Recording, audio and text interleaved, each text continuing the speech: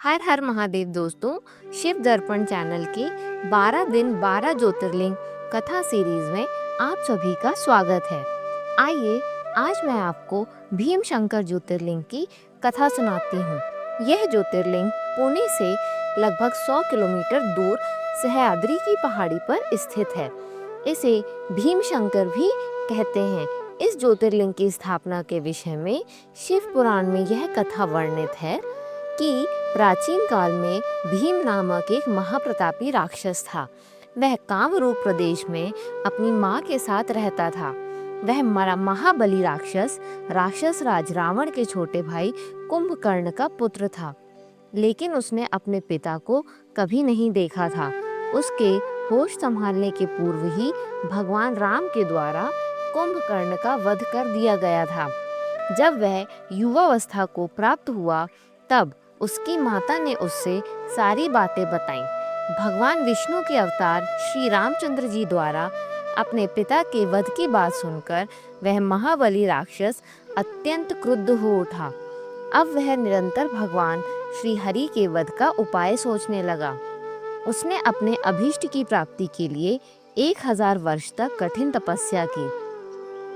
उसकी तपस्या से प्रसन्न होकर ब्रह्मा जी ने उसे लोक विजयी होने का वर दे दिया।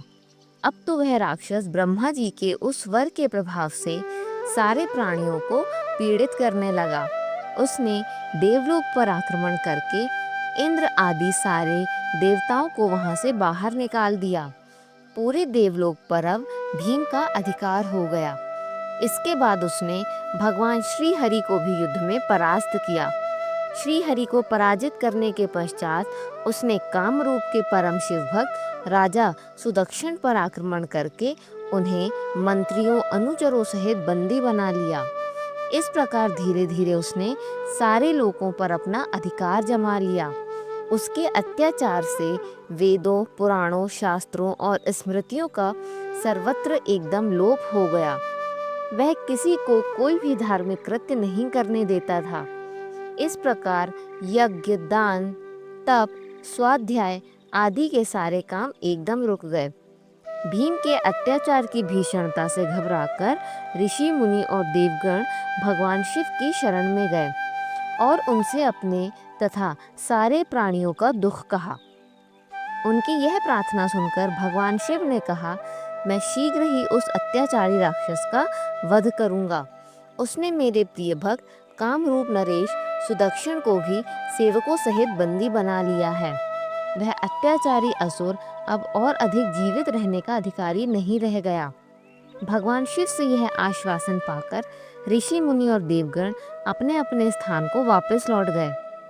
इधर राक्षस भीम के बंदी गृह में पड़े हुए राजा सुदक्षिण ने भगवान शिव का ध्यान किया।